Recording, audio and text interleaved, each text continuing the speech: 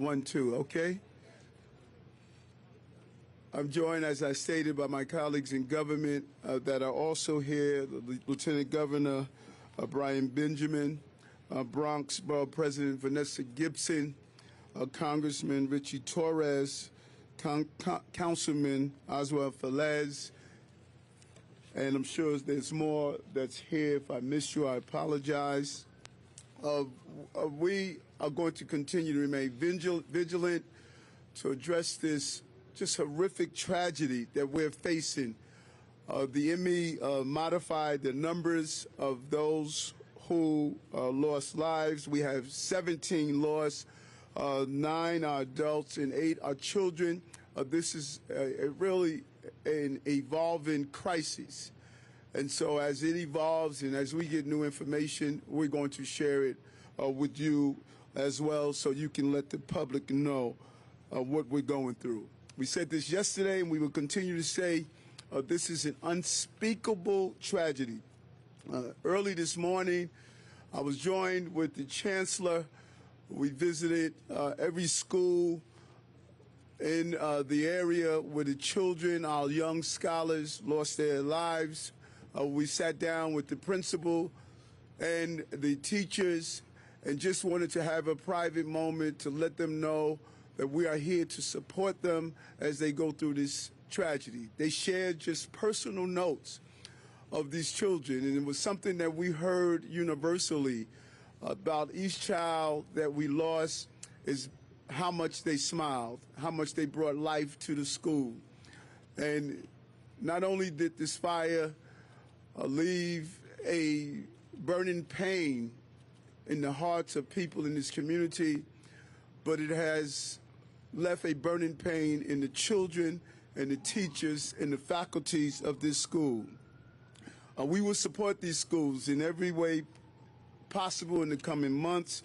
Educators, students, staff, all of them realize that they're going through a traumatic moment, and we want to be here for them. And it is clear that these families and the entire community is receiving support from across the country. Just a few moments ago, I received a call from President Biden, and he has made it clear that whatever we need, the White House is going to be there for us. He has just sent a very strong message that this is on the radar of the entire globe of what has happened here. The Consul General of the Dominican Republic is here with us, and his team. This is a global tragedy because the Bronx in New York City is representative of the ethnicities and cultures across the globe. And so everyone is feeling the pain of what we are experiencing. But I would tell you this, and I say over and over again, we're going to get through this moment. We're going to get through this moment, and we're going to get through it together. And this tragedy is not going to define us.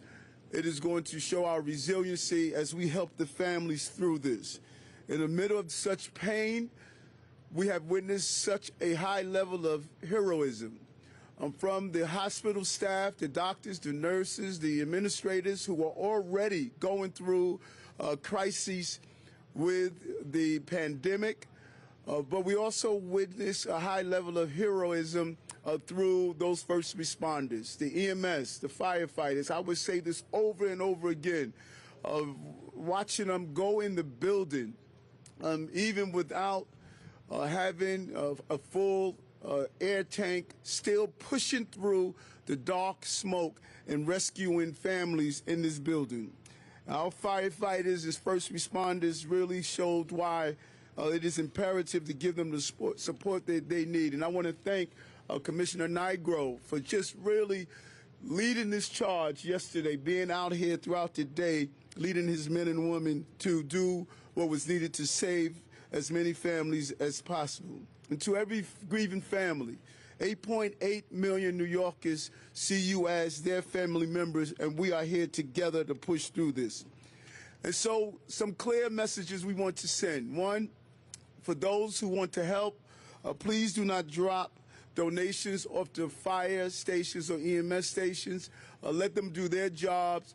There are real outlets. Our elected officials are here. You can just drop them off at the offices or other facilities that we will put in place if you want to do so. If you want to help financially, we have the Mayor's Fund to Advance New York. Every dollar raised will go directly to the family members that are involved. So this way we can help families in a real way. And if we take one message from this that Commissioner Nigro has mentioned several times, close the door. Close the door. That was embedded in my head as a child watching the commercials over and over again. We're going to double down on that message. My conversation with the Chancellor this morning, we're going to send out communications to all of our schools and state that we want our children to receive the same level of reinforcement. Muscle memory is everything. And if we can drill that in, we can save lives by closing the doors, not only in the city, but across the entire globe. This painful moment can turn into a purposeful moment as we send the right message of something simple as closing the door. And we want to really thank all the community's leaders that are here in this community, a member of the African diaspora, and recognizing some of the communication gaps, building those bridges, having the community come together as a whole to make sure that we provide the services that are needed for this community to get on the road of healing from this devastating event. No one wants to hear about the loss of life, and that is even more impactful when that loss consists of children of this level and this magnitude. Before turning it over to the other representatives are here, I want to turn it over to the Chancellor, who visited the schools with me today, and thank him for showing the infrastructure support to the educators in the school. They were appreciative of your presence and showed how serious this matter is to all of us. Chancellor Banks. Thank you, Mr. Mayor. It was certainly my pleasure to join the mayor this morning as we visited 4 schools, 2 traditional public schools and 2 charter schools. And I think it's important to note that, that when it comes to moments like this, there's no separation between us. These are all of our children. And to hear the heartbreak from the principals of each one of those schools, the teachers, the school safety officers, the custodial workers, we came there to thank them, to let them know that we are here for them. But they, each one of them also told us about each one of the young people who died. They're not just a name. They told us stories about each one of them. And my heart broke as we heard just about how passionate each young person was and how they came to life for us. One teacher read a letter that he had just gotten a few days ago. And it was just heartbreaking. And so I want to say also I sent out a letter to every school principal and educator across the city this morning, asking that we all take time to reflect on this tragedy, but also to make sure that we are providing opportunities to talk about fire safety. During this winter season, there are a lot of people in their homes and in their apartments who are using these heaters, and unfortunately we have these kinds of accidents, and certainly nothing as tragic as this, but this is the time to make this an educational moment. And as the mayor said, something as simple as closing the door. And our young people need to be taught that. They need to be reminded of that and take that as something that they will take with them for the rest of their lives as well. And so I just simply want to thank all of the personnel at all of our schools that have been affected. The teachers, the principals, the administrators, the librarians, the custodians, the school safety workers, the nurses. Everyone has been impacted by this. It's a monumental tragedy. And we just extend prayers and all of our deepest thoughts with the families who are going through so much. God bless. Thank you. And as indicated, there was a large Gambian community here, and we have the ambassador here of Gambia. Please allow him to come up and say a few words.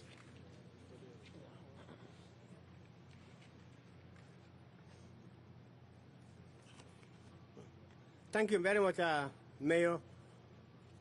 Thank you for your leadership. I have come here from Washington to meet you and the local authorities to learn more about this tragic incident that took so many lives and left many more struggling for their lives. This is very unfortunate, and I think I dare say that the majority of the victims apparently have their roots from the Gambia. We are a very small country of about less than 2 million people, and we are all related. Everybody knows everybody. So our country is currently in a state of shock.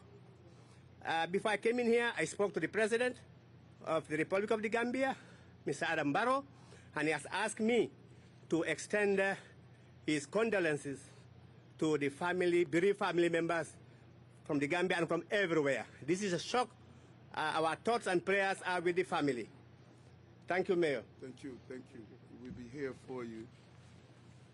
So we know we want to get to the commissioner to answer any questions, but I just want to allow those electeds who are here and who was here all night, for the most part, respond to this. We want to have the Lieutenant Governor, Brian Benjamin, then the Bronx VP, Vanessa Gibson, then Congressman Richie Torres, and then finally Councilman Oswald Velez.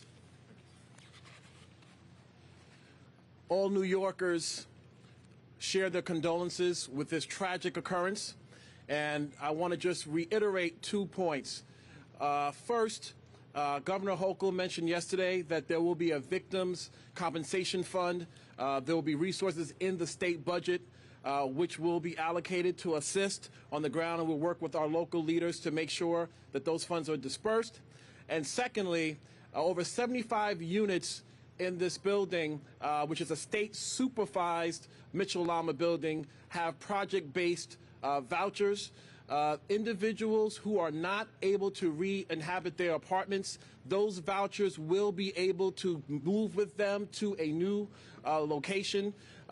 We will be working with the developers and those on the ground to make sure that everyone has adequate housing as soon as possible if they cannot come back to the building. And so the state will stand with the city and stand with the Bronx to make sure that no one is left behind and that we ensure that everyone who's been impacted by this tragedy gets whatever we can give to them to make their lives whole. Thank you.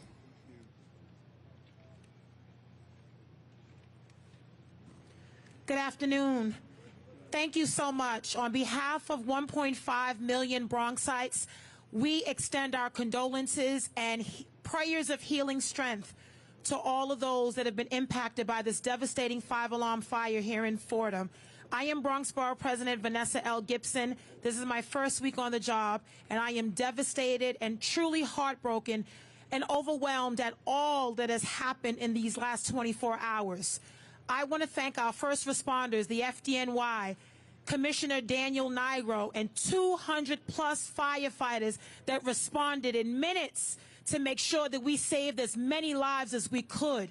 We are a mourning city and we are a mourning borough, but we know that we will survive and we will heal. We want to assure every resident and family here at Twin Parks that they are not alone. We are walking with you on this painful journey, and we're going to make sure that we do our part and everything necessary to provide all of the support on the ground, from the social, emotional support to making sure our children are supported, trauma-informed care, resources, temporary and long-term housing. We have been on site since 1 a.m. to make sure that every client had housing last night.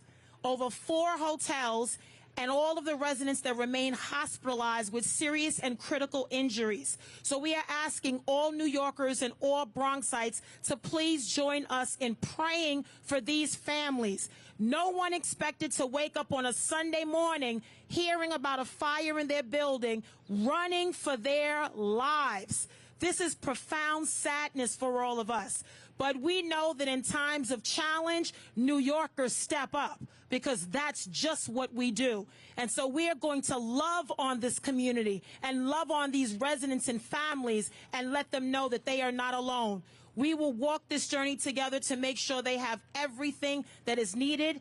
I am grateful for the incredible support from Governor Kathy Hochul, Lieutenant Governor Brian Benjamin, and all of my colleagues in government. We're going to work together to make sure that we prevent any tragedy from happening in this magnitude ever again. Thank you so much, everyone. I am so grateful and so proud to be the borough president of a borough like the Bronx, where we are resilient, we are tough, and we are going to turn our pain into purpose. God bless us all, and thank you so much to all of our first responders for your incredible support. Good afternoon. I'm Congressman Richie Torres. First, I want to thank the mayor, who has been as visible and as responsive and as compassionate and comforting as any leader as I've seen in a moment of crisis. The Bronx is no stranger to deadly fires. I lived through one in Belmont just a few years ago.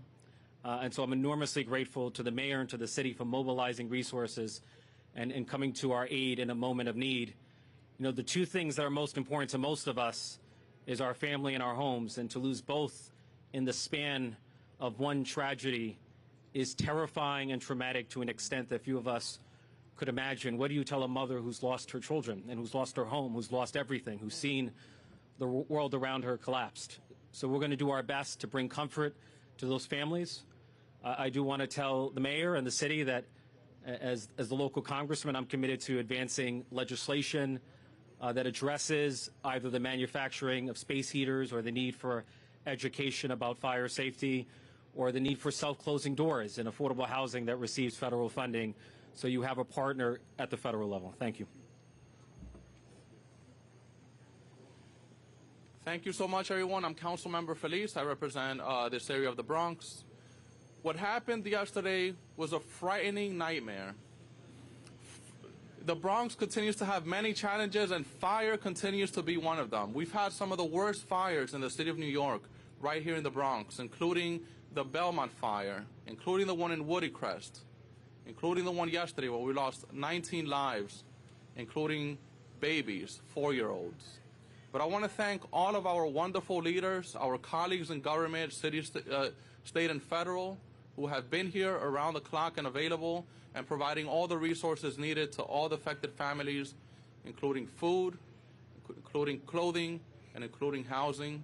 And as council member, I'll be working with my colleagues, including our congressman at the federal level, our borough president, our mayor, Eric Adams, and our state elected leaders to make sure that we get additional fire-related laws to protect New Yorkers, because we've had far too many fires, and this cannot continue to be the future of our borough. So we're going to be continuing to work with our leaders to make sure we strengthen some of our laws, analyze what exactly happened yesterday and what we could learn from it and what we can do to make sure it never happens again. Thank you so much for being here. Thank you. Thank you. Thank you. I'm going to bring on the Commissioner, Fire Commissioner Nigro, and the Deputy Commissioner of OEM for if there's any updates on what we're doing and as we mobilize to move forward.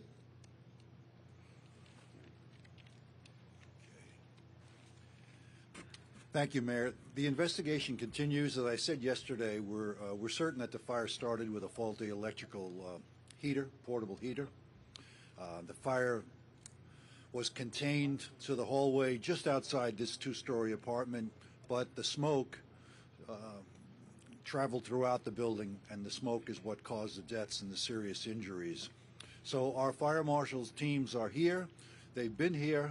They've been examining the building. They've been examining videotape.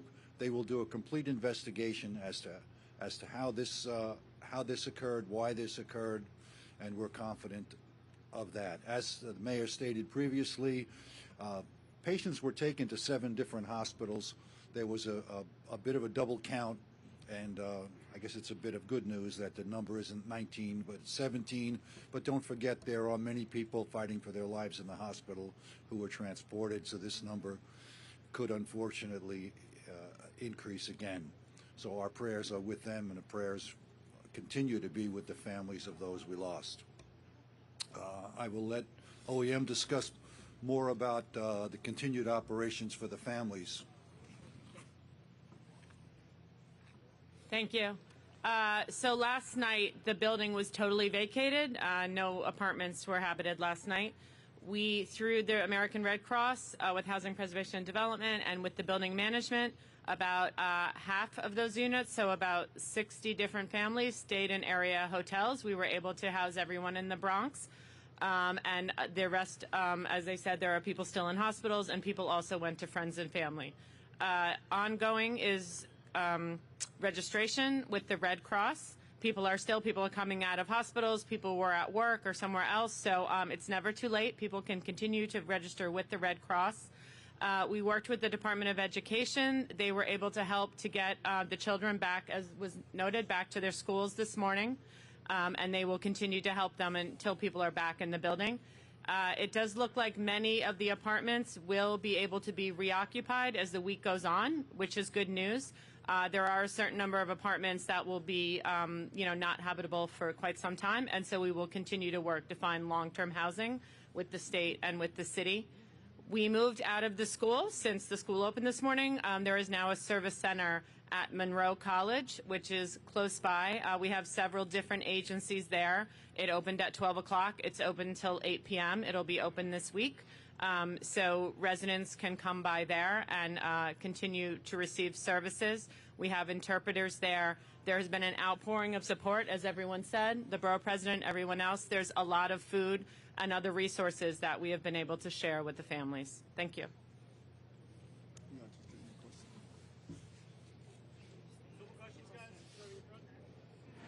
To the mayor and to the commissioner, of the people who died and of the people who suffered critical injuries, were they all found in the hallways and the stairwells, or were some of them actually found in their apartments? And the reason I ask is I wonder whether those victims would have been better off had they remained in their apartments and waited for firefighters to rescue them.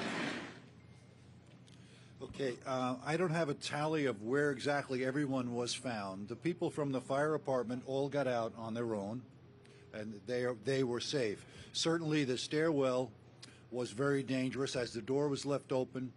Some of the floors, certainly on 15, the door was open from the stair to the hall, and the 15th floor became quite untenable. We do recommend in high-rise fireproof buildings that people should shelter in place, and it's safer to be in your apartment than to venture out and try to get down the stairs and sometimes into a much more dangerous situation. But this investigation, as I said before, is incomplete and inconclusive so far. Sir, is there a reason why those doors aren't self-closing? They are self-closing, but the door on 15 and the door to the fire apartment was not functioning as it should. But As a follow-up to that, if the door is not functioning as it should in the fire department, is that a violation of the law? Is that the responsibility to make sure that the self-closing doors actually close? well, it would be if it was pointed out. So we'd like to point out today to everyone, if you're in a building, an apartment building that has self-closing doors, make sure it works. And if it doesn't, please point that out to the landlord, to the maintenance folks, and make sure your door closes as it should. Steve in the back. Commissioner, have we learned anything more about the alarm system here and previous false alarms? It's still part of the investigation. There has been some stories that the alarm system went off regularly. There's been some stories that people smoking in the halls set off the alarm. So our investigation will determine that.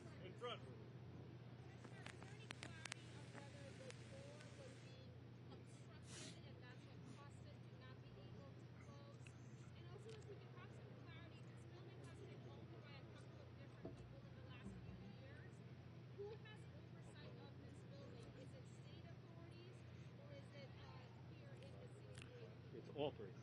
I can answer the first question. The door was not obstructed. The door, when it was fully opened, stayed fully opened because it malfunctioned. As far as the building ownership, someone else will have to answer that. It's all of the above. So it's Project B Section 8, which is a federal program. It is a state Michelama, which is the state, and every property, regardless of whether it's federal or state, is subject to the building, housing, and fire code. Yes. Commissioner, were there smoke detectors in the hallways? Are they required? Well, the smoke alarms are required in the apartments. There were smoke alarms sounding. As I said yesterday, the first call from a neighbor came because they heard smoke alarms sounding in the building. The folks in the apartment where the fire started were alerted by the fire itself. So that didn't seem to be a factor in this fire. Would that have helped if they were in hallways? I don't know if that would have helped or if they were required in this particular building. Residents where the fire broke out, the apartment where the fire broke out, they were home at the time. Why would their doors be open? Well, the resident, they opened the door to escape the apartment. There were multiple people living in that apartment. As they left, they opened the door and the door stayed opened. Two more guys right there. Is there any investigation as to whether or not the residents were receiving adequate heat? Yeah, I want to answer that, but I want to go back to the resident in the open apartment. And we want to be clear here that we don't want to add further trauma on that family because they fled the apartment. You know, muscle memory during a crisis, you're trying to get out. It is our obligation to reinforce the concept of close the door, close the door. But what we don't want to do is just to add more trauma on a family that was simply trying to escape a very dangerous and a very frightening experience.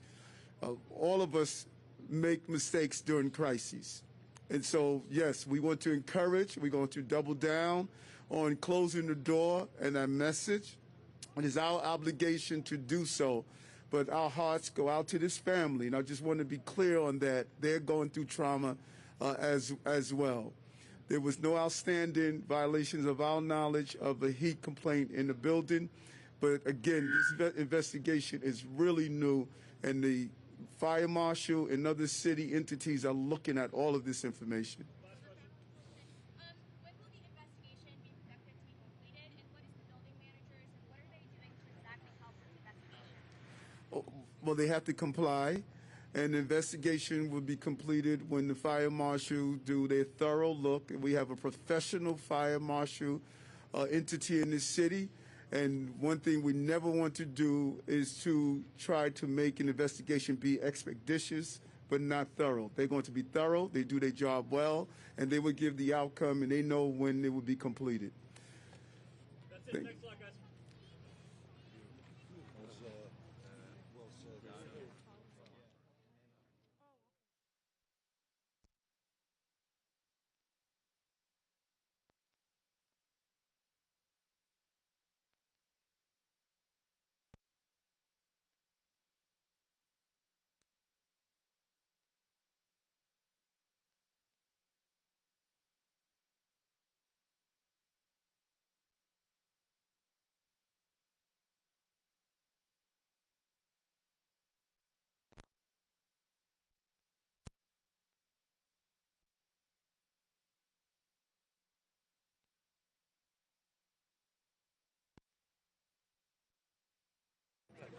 Hassan, it's a pleasure and welcome. I remember you.